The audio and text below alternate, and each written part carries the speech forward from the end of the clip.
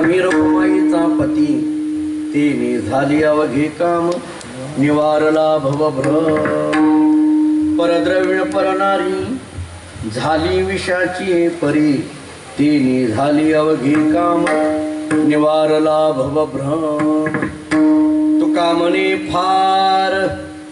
मने फार नाही लागत व्यवहार तिने झाली अवघे काम निवारला भवभ्रम पडंगा करो प्रधमान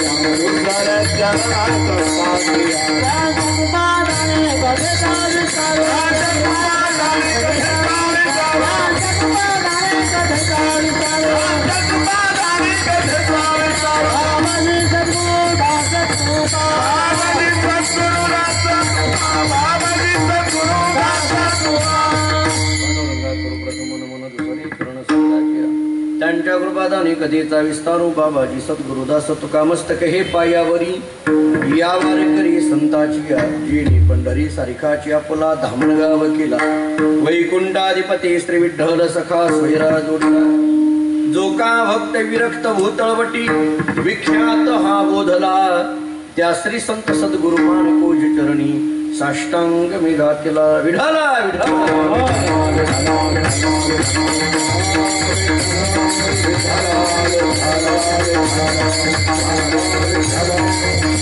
एक धरीला चित्ती आम्ही रखुमाईचा पती तिने झाली अवघे काम निवारला भवभ्रम प्रस्तुत कीर्तनरूपी सेवेकरिता म्हणजे निरूपणाकरिता प्राप्त असणारा अभंग महान भगवत भक्त जगद्गुरु श्री संत तुकाराम महाराज यांचा भगवान श्री पांडुरंग परमात्मा आम्ही चित्तामध्ये धारण केला आणि धारण केल्याने काय परिणाम झाला याचं चिंतन करणारा गोड असा चार चरणाचा अभंग आहे।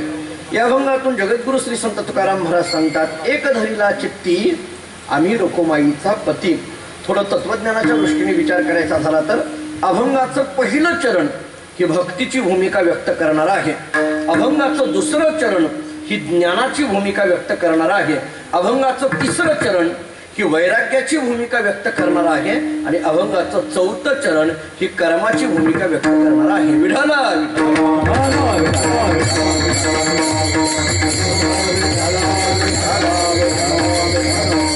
आपल्याला कळेल अशा भाषेत बोलतो एक धरीला चित्ती आम्ही रखुमाईचा पती।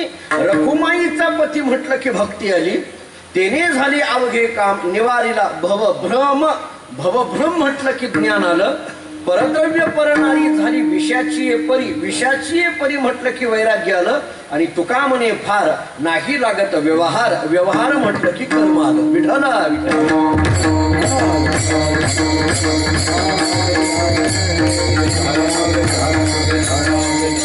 असणाऱ्या या सोकापूर मध्ये भगवान श्री पांडुरंग परमात्म्याच्या कृपेने साधू संतांच्या आशीर्वादाने सुरू असणारा उत्सव माझे स्नेही हरिभक्तीपरायण पुरुषोत्तम महाराज यांच्यामुळे इथपर्यंत येण्याचा योग आला। भव्यता आणि दिव्यता या उत्सवाची आणि या हनुमंत जयंतीचा सगळा कालावधी आणि त्या निमित्ताने हनुमंतरायांनी प्रभू रामचंद्रांना आपल्या चित्तामध्ये धारण कसं केलं या अनुषंगाने विचार करण्याच्या अनुषंगाने अभंगाची योजना। विठ्ठला विठ्ठला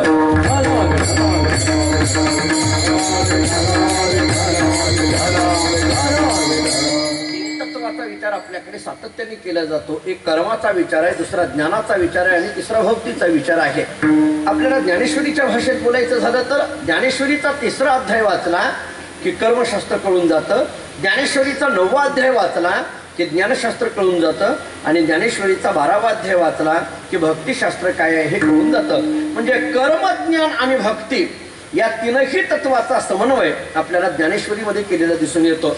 आपल्याला या अभंगाची भूमिका भक्तीच्या अनुषंगाने मांडायची आहे की नेमकं भक्ती भक्ती या शब्दाचा विचार काय करावा लागेल, भक्ती म्हणजे नेमकं काय याच्या व्याख्यांचा विचार करायला गेलो। ज्ञानोबा एक व्याख्या सांगतात आपल्याला, एरवी तिची नाचवती हे पहिली ना सरती पै माझी सहज स्थिती भक्ती नाम। ही ज्ञानेश्वर महाराजांनी व्याख्या केलेली आहे। ऐका, भगवान श्री कृष्ण परमात्मा अर्जुनाला सांगतात, अर्जुना भक्ती कशाला म्हणायचं, पै माझी सहज स्थिती किंवा वेदांताच्या भाषेत बोलायचं झालं तर पै माझी स्वरूप स्थिती याला भक्ती म्हण। विवेक चूडामणी नावाच्या ग्रंथामध्ये जगद्गुरु श्री शंकराचार्य आपल्याला असं सांगतात, मोक्ष कारण सामग्र्याम भक्तिरेव गरीयसी स्वस्वरूपानुसंधानम भक्तिरित्य विधीयते. स्वस्वरूपाचं अनुसंधान जिथं आहे किंवा आत्मरती अविरोधेन इति शांडिल्य, असं नारद देवर्षी नारद मुनी भक्ती सूत्रामध्ये शांडिल्याचा आधार घेतात. आत्मस्वरूपाच्या अविरोधी जिथं आहे, स्वस्वरूपाचं अनुसंधान जिथं आहे किंवा स्वरूप स्थिती जिथं आहे त्याला भक्ती म्हणा, असं ज्ञानेश्वर महाराज सांगतात. थोडं समजायला आपल्याला जड चाललं तर एकनाथ महाराजांचं भागवत उघडा. भागवतामध्ये नाथ महाराज व्याख्या सांगतात, अहर्निशी माझी कथा, अहर्निशी माझी वार्ता, अहर्निशी माते ध्याता, भक्ती नामती तत्वता. रात्रंदिवस जिथं भजन चाललेलं आहे ना त्याला भक्ती म्हणा, असं भगवान श्रीकृष्ण परमात्मा उद्धवाला भागवताच्या संबंधाने बोलतात. ज्ञानोबाराय म्हणतात स्वरूप स्थिती त्याला भक्ती म्हणा. नाथ महाराज म्हणतात जिथं अखंड भजन चाललेलं आहे त्याला भक्ती म्हणा. तुकाराम महाराजांनी आपल्याला समजेल अशी सोपी व्याख्या सांगितली. हिची थोर भक्ती आवडते देवा, संकल्पावी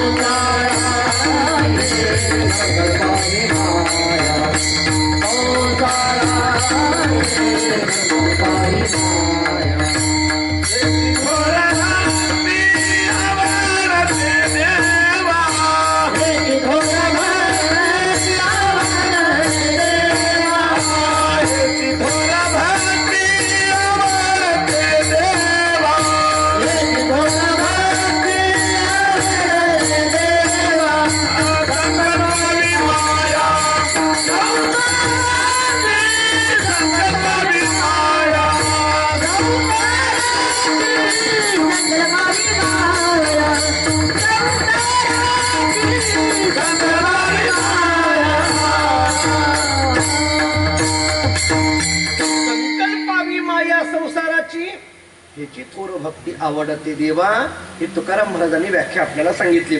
ऐका, भक्तीच्या 3 पद्धतीच्या व्याख्या ऐकल्या. भक्तिशास्त्रकारांनी या भक्तीची 3 अंग सांगितली. मी धावती आपल्याला अंग सांगून पुढे जातो. भक्तीचं पहिलं अंग सांगितलं अनन्य ममता, भक्तीचं दुसरं अंग सांगितलं अविच्छिन्न तन्मयता आणि भक्तीचं तिसरं अंग सांगितलं आनंद रूपता. आता याच्यातली अनन्य ममता काय, अविच्छिन्न तन्मयता काय आणि आनंद रूपता काय हे कळालं की भक्तीचा विचार विस्ताराने आपल्याला समजून जाईल.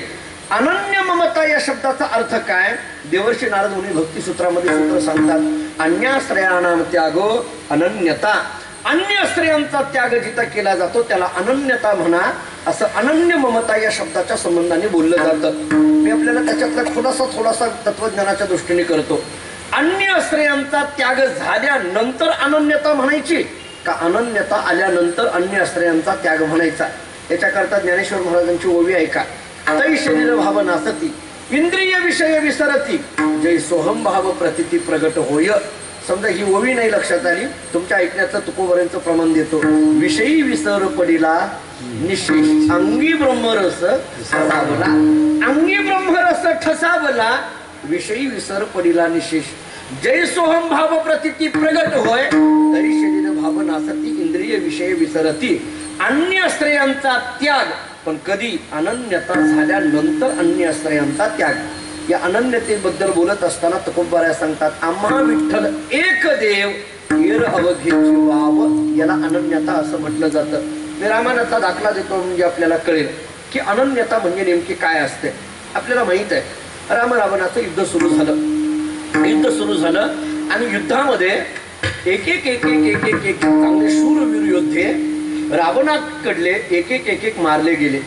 रावणाला चिंता पडायला लागली की आता नेमकं काय करायचं, कोणाला पाठवायचं. आपल्याकडे कोणी राहिलं नाही. हा राम एक आपल्या सगळ्यांना मारून टाकायला लागला. आता कुणाला पाठवायचं चिंता पडली. तेवढ्यात त्याच्या लक्षात आलं आपल्याकडे एक योद्धा आहे पण तो झोपलाय म्हटले, तो कुंभकर्ण. उठवा म्हटले त्याला, उठवा. त्याला उठवलं. का, अरे युद्ध संपायला लागलंय, उठा, युद्ध संपायची वेळ आली, आता उठा उठा. आपल्याला सुद्धा म्हणावं लागतं ना, कीर्तन संपायला लागलंय, उठा आता. आपण सुद्धा काही उठवतो, आता उठा. तसं युद्ध संपायला लागलंय, उठा आता. इतका वेळ असतं का झोपायचं? कुंभकर्ण जागा झाला. कुंभकर्णाने विचारलं, का रे बाबा मला का उठवलं? आत्ता कुठं डोळा लागला होता, आत्ता शांत झोप लागली होती, का उठवलं? नाही, युद्ध सुरू झालं. कोणाचं युद्ध, कशा करता युद्ध, काही कुंभकर्णाला माहित नव्हतं. कोणाचं युद्ध आहे, कोणाकरता चाललंय, कशामुळे चाललंय, काही माहित नव्हतं. बऱ्याच लोकांना माहित नसतं ना, कीर्तनाचा अभंग कोणता, चाल कोणती म्हटली, काही माहित नसतं. तशात ते हे काही कुंभकर्णाला काही माहित नव्हतं. काय चाललंय, युद्ध कशामुळे आहे, कोणामुळे, कोणाचं चाललंय, कोणी लावलंय, काही माहित नाही. सगळं रामायण त्याला सांगितलं, असं असं अमुक अमुक वगैरे झालंय. मग हे झालंय म्हटल्यानंतर मग कुंभकर्णाने विचारलं, बरं मग आता काय करायचं, काही नाही, युद्ध करण्याकरता प्रवेश करावा लागेल. कुंभकर्ण युद्ध करण्याकरता आतमध्ये गेला आणि युद्ध करता करता त्याच्या हाताला एक वानर लागलं, असं रामायणामध्ये वर्णन आहे. गंधमादर नावाचं एक वानर हातामध्ये लागलं आणि त्याला दाबायला लागल्याबरोबर त्याच्या अंगातून रक्ताच्या चिळकंड्या बाहेर पडायला लागल्या. आणि रक्ताच्या चिळकंड्या बाहेर पडायला लागल्यानंतर कुंभकर्णालाच त्याची दया आली. कुंभकर्ण म्हणायला लागला, हे बघ मी तुला वानरा सोडून देतो, फक्त तू एक काम कर. तो म्हटला, काय करू, काही नाही, मी रावणाचा असं एकदा म्हटले, तू रावणाचा असं एकदा म्हटला की मी तुला जिवंत सोडून देतो. त्या वानराने सांगितलं, अरे कुंभकर्णा, मी रावणाचा म्हणून जिवंत राहण्यापेक्षा मी रामाचा म्हणून मेलेलं बरं म्हटले. याला अनन्यता असं म्हटलं जातं. याला अनन्यता म्हटलं जातं की भक्तीच्या अनुषंगाने प्राप्त होत असते. जिथं अनन्यता आहे त्याला भक्ती म्हणा. एक विषय. चला दुसरा विषय सांगतो मी आपल्याला, अविच्छिन्न तन्मयता. याच्याकरता देवर्षी नारद मुनींनी भक्ती सूत्रामध्ये सूत्र सांगितलंय, तन्मया, म्हणजे तन म्हणजे तन्मया, त्याच्या स्वरूप प्राप्त होणं, याला तन्मया असं म्हटलं जातं. भक्तिशास्त्राने याच्यातल्या सूक्ष्मता सांगितलेल्या आहेत. तदीयता, त्वदीयता आणि मदीयता अशा भूमिका मांडलेल्या आहेत. मी त्या भगवंताचा आहे, याला तदीयता म्हटलं जातं. देवा मी तुझाच आहे, याला त्वदीयता म्हटलं जातं. आणि हा देव माझाच आहे, याला मदीयता म्हटलं जातं. विठ्ठला विठ्ठला.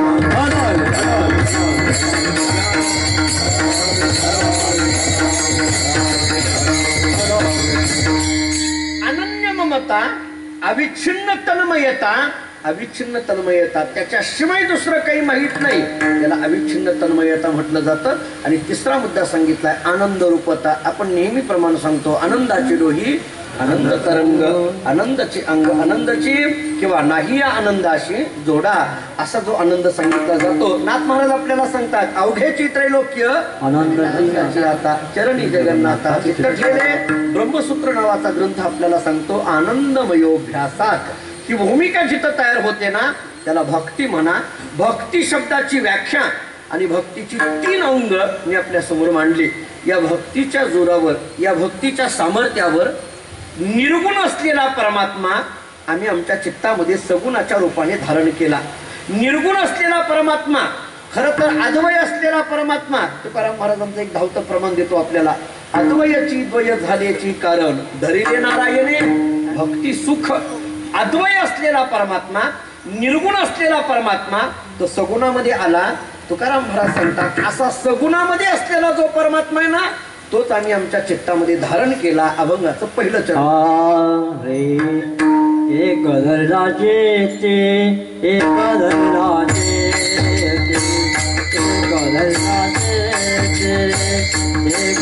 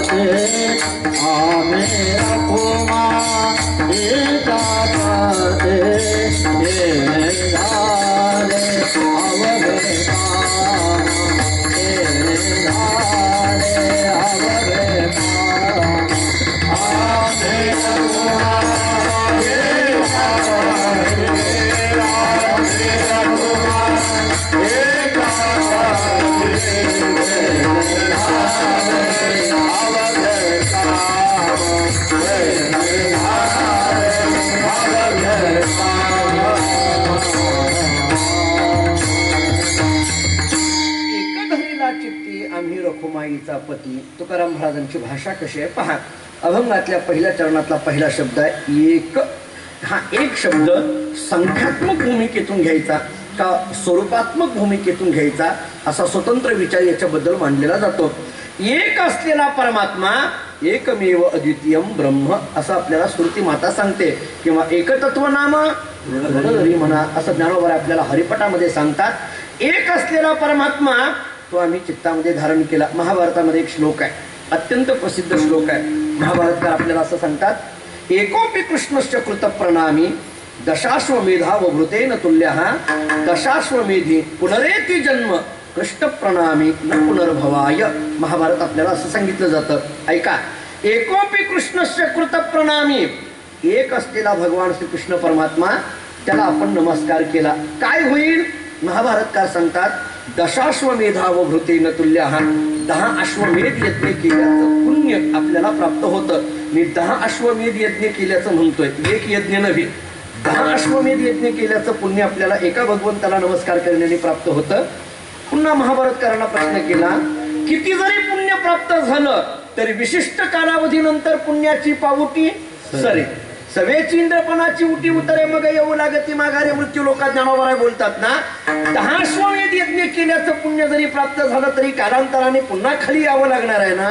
महाभारतकार त्याच्या पुढे जाऊन सांगतात, मान्य 10 अश्वमेध यज्ञ केल्याचं पुण्य आम्हाला पुन्हा जरी खाली घेऊन येणार असलं तरी एका भगवंताला केलेला नमस्कार, त्या नमस्काराने निर्माण होणारं पुण्य असं आहे की 10 अश्वमेध यज्ञ केल्याचं पुण्य माघारी आणेल, पण एकदा भगवंताला नमस्कार केला की कृष्ण प्रणामी न पुनर्भवाय, जन्माला येणं आणि जाणं याच्या पलीकडे हा जीव पोहोचून जातो.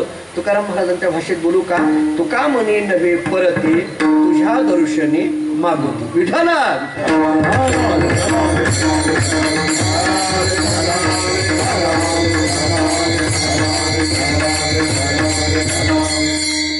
विचारलं, महाराज मान्य आहे, तुम्ही एक धरीला चित्ती असा शब्द वापरताय. धरीला या शब्दाकडे जर लक्ष दिलं, धारण करणं कशाला म्हटलं जातं? जी वस्तू आपल्याकडे नाही ती वस्तू तुम्ही बाहेरून आणली आणि आपल्या जवळ ठेवली, याला धारण केलं असं म्हटलं जातं. पण एक असलेला परमात्मा आपल्या जवळ नाही म्हणून बाहेरून आणून धारण केला असं म्हणायचंय का? त्याचे 2 भाव माझ्या बुद्धीने पटलेले सांगतो आपल्याला.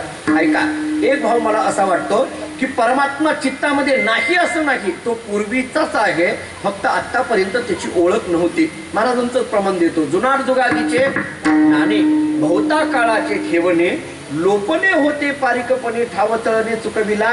लोपले हा जो शब्द आहे ना, पूर्वीचीच वस्तू आहे, आपलीच आहे, फक्त ती झाकलेली होती आणि त्याच्यावरचं झाकण काढण्याचं काम या भक्तीच्या सामर्थ्याने केलेलं आहे. परमात्मा पूर्वीचाच आहे, नाही असं नाही. सर्वम खल्विदम ब्रह्म सर्वाघटी राम एक. सूर्यप्रकाशक सहस्रस्ने किंवा विठ्ठल जळी स्थळी भरला, रिता ठाव नाही उरला आजीव्या दृष्टीने पाहिला. विठ्ठलची विठ्ठलची विठ्ठल विस्तारला जनी सप्तही पाताळे भरोनी.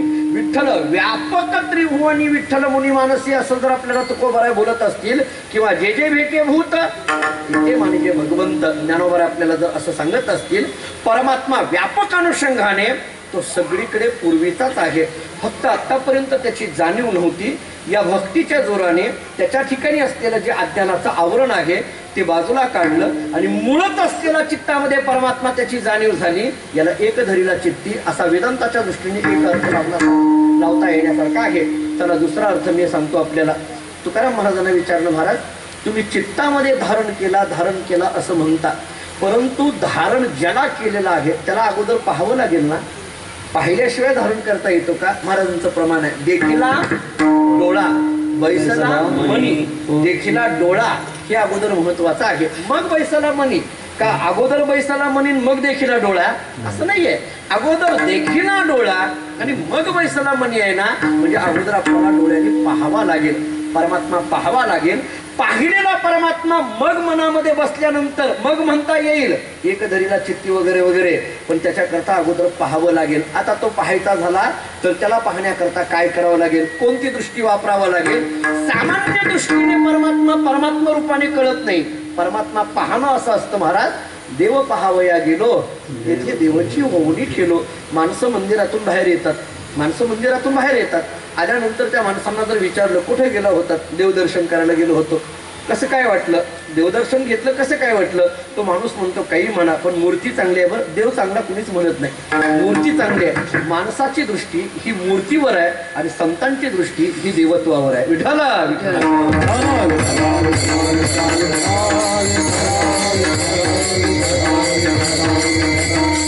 फरक करू का. आकारावर ज्याची दृष्टी असते त्याला सामान्य मनुष्य म्हणा. ऐका, आकारावर ज्याची दृष्टी असते त्याला सामान्य मनुष्य म्हणा आणि निराकारावर ज्याची दृष्टी असते त्यांना संत म्हणा. मी पुढे आणखीन बोलतो, आपल्याला थोडासा आणखीन विस्तार वेदांताच्या दृष्टीने करतो. कार्यावर ज्याची दृष्टी आहे